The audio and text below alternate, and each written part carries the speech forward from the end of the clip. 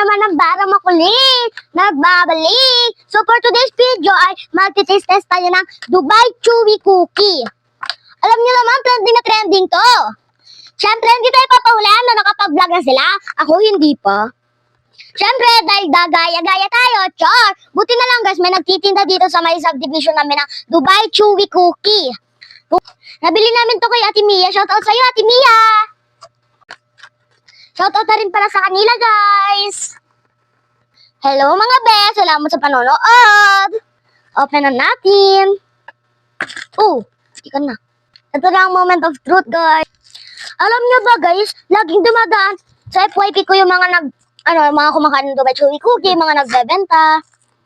Bango. And si Mami, guys, gusto niya rin tumikim. Okay.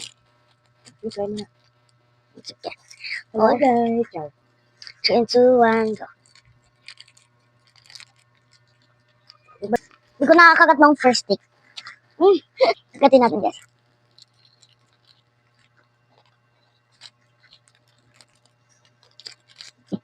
Chewy talaga siya, guys. Tignan ako. Tsaka guys, yung pistachio niya, parang yung ilan mo lang na hello.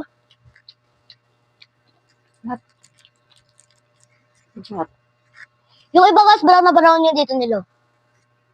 So, dito yung pistachio niya. Noong una ayaw ko pa tikman kasi yung pistachio. Kasi, ito yung laman niya guys, oh, daming pistachio. Daming pistachio.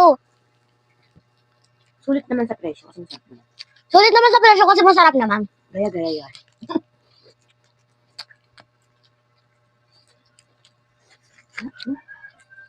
Yung kaya nagtitrending. Kala ko guys, itong nasa loob niya matcha, yung palang pistachio. So yun lang guys, kakain muna si Nicki Minaj. Char, bye-bye!